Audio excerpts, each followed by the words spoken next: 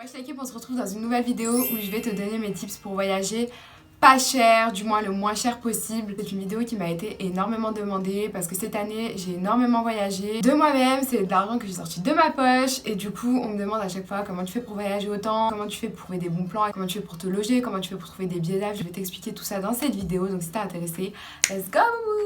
Contrairement à ce que j'ai pu voir sur mes réseaux, mon copain n'est pas footballeur, je ne suis pas escorte et je ne fais rien d'illégal dans ma vie. Je travaille et j'économise et ensuite je pars en vacances comme toute personne normale. Toujours des fois je lis des trucs.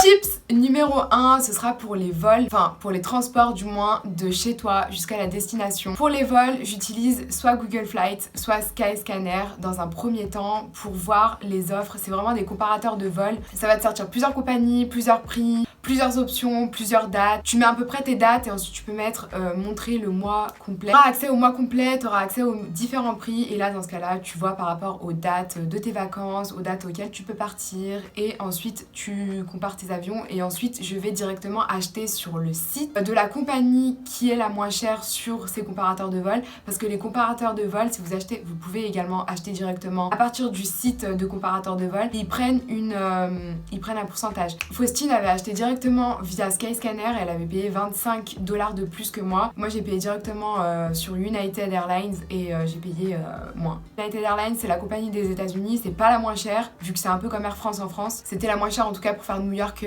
Cancun. Voilà pourquoi j'ai choisi cette compagnie. Sinon il y a plein d'autres compagnies, il faut vraiment se diriger vers la compagnie low cost dans un premier temps. Si t'es en France, moi ce que j'utilisais c'était Transavia, EasyJet, la Vueling, il y a TUI. Je crois TuiFly ou quelque chose comme ça. Une fois que j'ai utilisé tous les comparateurs comme Google Flight ou Skyscanner, je vais sur Booking parce que Booking aussi c'est un espèce de comparateur. C'est un site qui propose plein d'offres, que ce soit hôtel, avion ou des offres ensemble. Hôtel plus ça, même hôtel, avion, location de voiture. Je vais toujours sur Booking parce que des fois ils ont des offres en partenariat avec des hôtels ou avec des compagnies aériennes. Je regarde vraiment pendant plusieurs jours, pendant plusieurs semaines même avant d'acheter mon billet ou mon hôtel ou mon Airbnb. Je vais tout le temps directement sur Booking et Booking tu l'utilises avec iGraal. N'oubliez pas iGraal. À chaque fois que vous faites des réservations, des achats en ligne, n'y pense pas forcément, mais iGraal, c'est un site de cashback en ligne et en fait à chaque fois que tu fais des achats, t'as un pourcentage qui revient sur ton compte iGraal et ensuite à partir de 20 € il me semble, tu peux te refaire un virement sur ton compte. Donc t'es tout gagnant dans l'histoire. Quand tu vas sur le site iGraal, tu vas dans cashback et ensuite tu vas dans voyage et location et moi ce que je fais c'est que je vais dans vol. Après tu peux également voyager par exemple dans la France et aller dans train. Ils ont aussi des offres avec la SNCF par exemple. Tu peux avoir des cashbacks en payant sur les sites SNCF parce que quand c'est des 5 €, 10 €, 15 €, voilà t'as des petits cashbacks. Quand tu as des vols à 500 € ou des réservations d'hôtel à pratiquement 1000 balles la semaine ou les 2 semaines, t'as des gros cashbacks qui peuvent aller jusqu'à 100 € de cashback et récupérer 100 € quand tu pars en vacances ou juste avant de partir en vacances, ça fait plaisir. Donc n'oubliez pas iGraal. Ils ont énormément de partenaires comme Expedia, Last Minute, TUI, j'en parlais juste avant. Petit truc avec TUI, j'ai réservé un vol pour mon père pour qu'il aille au Maroc. En fait c'était le vol vraiment le moins cher, il voulait juste un vol pas cher. Du coup je l'ai réservé sur TUI. J'arrive même pas à le dire. Et parce que vraiment c'était le moins cher, genre il a fait Lyon-Agadir 50 €. Il m'avait dit ouais l'avion, on aurait dit un bus, mais genre un bus volant et ça m'avait fait trop rire donc voilà il m'avait tué en arrivant là-bas. J'ai eu des représailles mais si tu veux voler low cost pas cher et que t'as pas peur de l'avion, c'est diriger vers les compagnies moins chères et TUI est très bien, genre ça te déplace, tu vois, ça va d'un point A à un point B, c'est le plus important. Ça reste un avion, c'est quand même sécurisé, il y a quand même tout un truc autour. Je pense que c'est des trucs quand même contrôlés, même si toi à l'intérieur t'as l'impression d'être dans un bus, c'est quand même quelque chose de contrôlé, n'ayez pas peur. Les avions c'est le moyen de transport le plus sûr qui existe dans le monde entier. Il y a aussi Vueling qui est partenaire avec iGraal, il y a aussi une compagnie aérienne il me semble, oui SNCF, Qatar Airways, Emirates. Si tu veux partir à Dubaï, tu passes par le site Emirates mais tu passes par iGraal pour activer ton cashback, comme ça tu payes ton billet 1000 balles mais tu as pour 0,6% de cashback. Je vous jure c'est 0,6%, 3%, 1%, c'est pas beaucoup mais c'est toujours ça et t'as toujours l'impression, tu vois, même si t'as dépensé une grosse somme, t'as toujours l'impression d'avoir fait une bonne affaire. C'est pour ça qu'il faut passer par iGraal. J'utilise iGraal essentiellement pour Booking parce que c'est Booking que j'utilise le plus souvent. J'avais réservé dans une auberge de jeunesse pour partir à Washington. J'avais eu 10 € de cashback, quelque chose comme ça, un peu moins de 10 €, et franchement ça fait grave plaisir. N'hésite pas à passer par mon lien de parrainage qui se trouve en barre d'infos, qui te donnera 5 € dès le départ, il me semble 5 ou 10 €, je ne sais plus. Cette vidéo est en partenariat, mais je ne suis pas rémunérée pour parler de Igral. C'est vraiment un bon plan. J'en parle pas si c'est pas un bon plan, que ce soit pour moi ou pour vous. C'est vraiment quelque chose que j'utilise moi quotidiennement, que tu peux utiliser aussi pour faire ton shopping. Il y a plein de sites comme Boohoo en partenaire avec eux. Donc du coup, tu peux avoir vraiment du cashback pour tout et n'importe quoi, que ce soit pour Sephora, etc., etc. C'est un site que je trouve très bien et un concept que je trouve très bien également. Pour en revenir aux hôtels. Donc comme je t'ai dit, j'ai réservé sur Booking une auberge de jeunesse, donc avec Igral pour avoir mon cashback. Les hostels ou les auberges de jeunesse, un moyen pas cher de se loger et c'est le moyen genre à la mode de se loger. Tu peux également, si tu pars à plusieurs, genre 4-5 personnes, tu peux également te retrouver à... En fait, t'es plusieurs dans une chambre. C'est ça le concept, c'est que tu voyages avec d'autres voyageurs et vous êtes tous mélangés. C'est une chambre pas chère, c'est vraiment... T'es vraiment là-bas pour dormir une nuit. Mais si tu prends par exemple une chambre avec 4 copines, et bah vous allez voir une chambre à 4 avec des gens que tu connais. Dans la même chambre, vous avez toutes payé pas cher et vous êtes toutes bien installées, donc voilà, c'est top. Il y a souvent les petits déj offerts dans les lieux comme ça et c'est vraiment cool, il y a toujours une bonne ambiance. Mais je suis également quelqu'un qui aime son petit confort, tu vois, être dans ma propre chambre, pouvoir me faire à manger quand je veux, pouvoir me laver quand je veux. Pour ceci, il y a Airbnb. Ce n'est pas un partenaire avec Airbnb. Vous avez été nombreux à me demander comment je faisais pour trouver mes appartements ou mes hôtels sur Airbnb, donc je vais t'expliquer tout ça dans cette vidéo. Airbnb, la clé, the magic key, c'est le filtre. C'est filtré, faut vraiment filtrer un maximum. Tu vas directement sur logement. À barre de recherche, tu tapes la destination dans laquelle tu vas. Donc récemment, je suis allée à Miami avec Kumba, donc j'ai tapé Miami. Ensuite, on a rentré nos dates. C'est en fonction de ça qu'on avait pris nos billets d'avion. C'est en fonction des dates parce que si on partait le dimanche, c'était un peu plus cher. Voilà, le lundi, c'était moins cher. Donc du coup, voilà, on compare billets d'avion, Airbnb, on jongle vraiment sur les deux jusqu'à trouver le meilleur prix et les meilleures dates, les plus propices pour partir. Ensuite, tu mets nombre de voyageurs. Donc là, en l'occurrence, on était 2, donc on met 2 voyageurs. Certains logements où ils acceptent qu'une seule personne, certains logements où ils en acceptent 2. D'autres, tu peux venir à 3, 4, 5. Des fois, tu peux avoir une maison complète à plusieurs personnes. Donc voilà, faut vraiment mettre le nombre de voyageurs. Type de logement, je coche toujours logement entier. Et après, je regarde vis-à-vis des prix. Si c'est vraiment trop cher, comme à Miami, c'était hors de prix parce qu'on s'y est pris au dernier moment, bien sûr. Si tu t'y prends suffisamment à l'avance, tu peux avoir des logements entiers pour le même prix qu'une chambre d'hôtel. C'est largement mieux, tu peux faire ta cuisine, tu peux tout faire et c'est ce qui va te permettre de faire des autres économies plus tard. Ensuite, tu filtres les prix, ça va jusqu'à 1000 € voire plus. Moi, je mets toujours le filtre vers 60, 70 €, ça va te mettre le prix à la nuit. Je vais directement dans plus de filtres et je mets super host. Ça va être vraiment ceux qui sont déjà notés, ceux qui sont vérifiés, ceux qui ont déjà loué plusieurs fois pour ne pas avoir d'arnaque. C'est vraiment important. Sur l'île Holbox, c'était le seul endroit où il n'y avait pas de super host et c'est vraiment la seule fois où j'ai eu un problème avec Airbnb. Enfin, en tout cas, avec la personne qui nous a loué le logement. On s'est fait virer de notre logement. Si t'as pas vu les vlogs, voilà. C'est la première fois vraiment que j'ai eu un problème avec Airbnb, sinon ça se passe toujours bien. Pour Airbnb, j'ai également un lien dans la barre d'infos qui te rapportera, il me semble, 25 ou 30 € de réduction. Je sais plus le détail, mais en tout cas, si tu cliques sur le lien, ça va te dire exactement à quoi tu as droit. Pareil, c'est pas un partenariat, mais ça te rapporte une réduction et ça me rapporte en échange 15 € de réduction. Donc, je vous remercie si vous passez par ce lien. Toi aussi, dès que tu as fait ton compte Airbnb en passant par mon lien, tu fais ta réservation, etc., etc.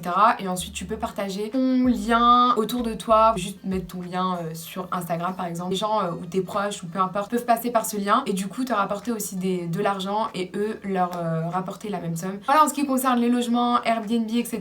comment je fais. Sur Airbnb, tu peux également créer des listes, te permettre de filtrer et ensuite tu peux filtrer par rapport aux cartes. En fait, ça va t'afficher une espèce de carte et ça va t'afficher, ça va te marquer des petits points ou des petits cœurs, je sais plus, en fonction de tes réservations. Donc là, tu peux voir par rapport au lieu, par rapport The Magic Key, encore une fois, DJ Khaled me possède.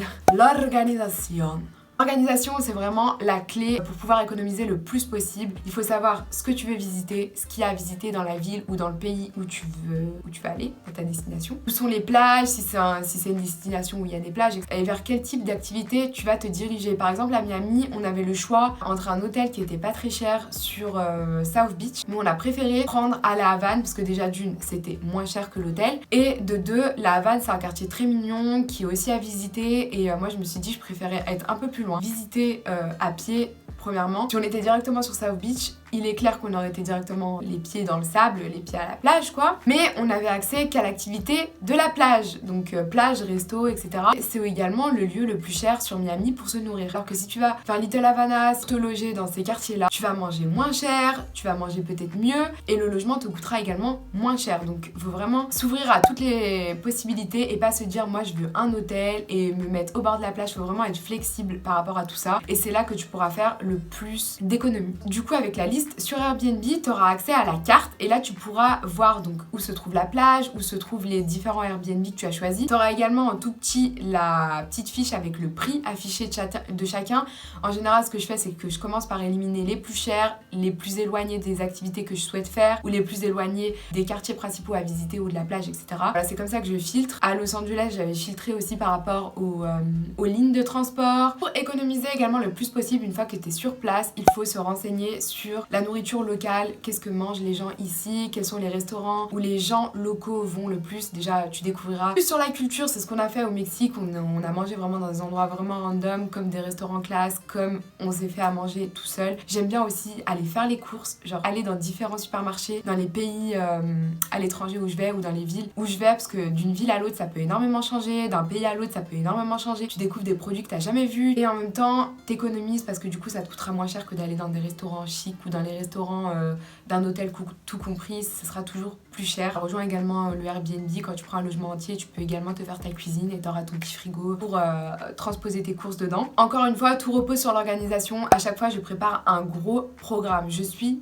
Program Queen, je sais pas si c'est un truc, je suis la meuf qui fait les programmes des voyages. Les copines au début elles se foutaient de ma gueule et au final à chaque fois qu'on part quelque part on me dit alors est-ce que t'as préparé un programme, je compte sur toi pour tout organiser. Je fais en sorte de m'organiser dans un premier temps en faisant une liste sur mon téléphone avec tous les lieux touristiques, tous les lieux que je veux visiter. Ensuite je fais un tour sur Instagram avec tous les lieux photos. Ensuite je regarde les restaurants, donc s'il y a des restaurants halal, j'aime bien les noter aussi. Je regarde énormément de vlogs, par exemple quand je suis allée à Miami j'ai dû bouffer au moins 150 vlogs. Le Mexique c'est pareil, j'en ai bouffé et dans toutes les langues, j'ai regardé des vlogs en espagnol, en anglais. Le plus important c'est d'avoir des informations, d'écouter les expériences des gens. Donc voilà, je fais différentes listes et ensuite je mets les lieux où prendre mes photos sur Instagram. Je sais ça peut paraître hyper superficiel mais des fois t'as du mal à trouver des beaux endroits où prendre tes photos. Du coup je m'inspire un petit peu des autres filles sur Instagram et je me fais des listes sur Instagram. Je fais des listes également par pays, par exemple j'ai fait Italie, j'ai fait Mexique, j'ai fait voilà différentes destinations avec des photos, avec des lieux à visiter, avec des restaurants. Voilà, je me fais des petites listes. J'ai même fait le Maroc alors que moi-même je suis marocaine et que je connais bien mon pays et j'en apprends même sur Instagram sur ma propre ville dans laquelle je vais tous les étés depuis que je suis née. Voilà, on en apprend toujours, genre je prends un petit peu de tout le monde sur Instagram, sur YouTube, etc. C'est avec ça que j'organise mes voyages et ensuite autour de ça, je loue mon Airbnb et j'organise mon voyage. Je fais des programmes et je fais dans un sens logique. Pour les transports là-bas, en général, le maximum que je peux faire, je le fais à pied. C'est là que tu découvres le plus de choses. Quand tu te déplaces en taxi, tu vois pas forcément les petits détails. J'aime beaucoup marcher, même si des fois tu peux faire jusqu'à 15 km dans la journée. C'est comme ça que tu apprécies ton voyage, c'est en marchant énormément et c'est là que tu trouves des fois des spots de fou pour faire des photos. Sinon, tu peux également te déplacer en vélo, en trottinette. Quand j'ai vraiment la flemme, j'utilise Uber ou Lyft. J'ai également des liens en barre d'infos pour Uber et Lyft pour avoir des réductions si vous êtes intéressé. Sinon, les transports en commun, les bus, les trams, il faut vraiment se renseigner sur chaque transport en commun de la ville. Il faut vraiment se renseigner un maximum sur tous les transports en commun qu'offre la ville. Par exemple, si vous allez en Thaïlande, pourquoi pas utiliser un tuk-tuk. Il faut voir en fonction de la ville, du pays, quel est le moyen de déplacement le moins cher. Vraiment se renseigner un maximum sur chaque chose pour ne pas se faire arnaquer et pour avoir les meilleures options possibles pour pouvoir économiser un maximum d'argent parce que le temps, c'est de l'argent. Si tu t'organises à l'avance, si tu t'y prends à l'avance, si t'es bien organisé, si t'as bien ton programme. Donc voilà, ça peut paraître hyper organisé pour un voyage. Il y a des gens qui aiment pas ça du tout. Mais voilà, ce que je fais, c'est que j'organise tout pour économiser le plus possible d'argent parce que voilà, je suis pas non plus riche ici. Plus je peux économiser, mieux c'est. Une fois dans la destination, je suis très chill. Donc voilà, je regarde mon programme, je me dis ah oui, c'est vrai, je dois aller voir ça, je dois faire ça, il y a ça, il y a ça, il y a ça. Et je suis très chill et très flexible. Voilà, je mets pas genre de 10h à 11h je fais ça, de 11h à midi je fais ça. Chill, genre je mets le matin une destination, l'après-midi une autre destination et ainsi de suite pour chaque jour. Une liste de restaurants, une liste de choses à faire et j'avais regardé un petit peu quel restaurant on pouvait faire dans quel quartier, comme ça on perd pas de temps parce que c'est souvent cherchant quoi manger perd le plus de temps, alors que en visitant le quartier tu te dis voilà on mangera dans le premier truc qu'on trouve, tu tombes des fois sur des trucs pas bons et ça ruine vraiment la journée. Ça me permet de pas perdre de temps, de pas perdre d'argent et d'avoir un voyage assez fluide, que personne se prenne la tête, pour éviter un maximum les embrouilles aussi quand vous partez à plusieurs ou en couple ou peu importe. Dernier point, la location de voiture. Ça peut être très bien, comme par exemple au Mexique c'était indispensable. Pour se déplacer de ville en ville on était obligé d'avoir une voiture. Il faut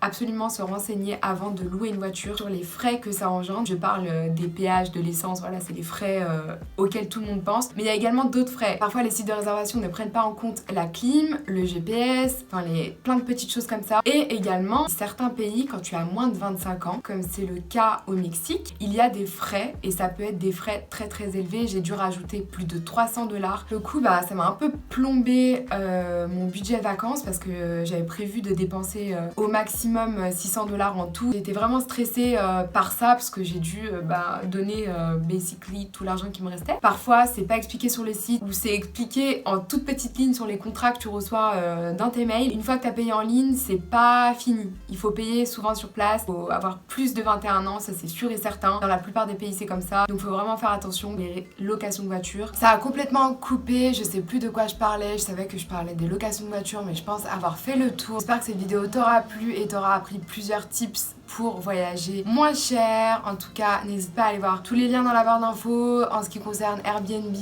iGraal, Uber, etc. J'espère que cette vidéo t'aura plu. N'hésite pas à me rejoindre sur Instagram. N'hésitez pas aussi à aller voir mes vlogs concernant différents voyages si t'es intéressé. Et voilà, des bisous, on se retrouve très vite dans une prochaine vidéo. Super! Ça toquait à la porte, je crois.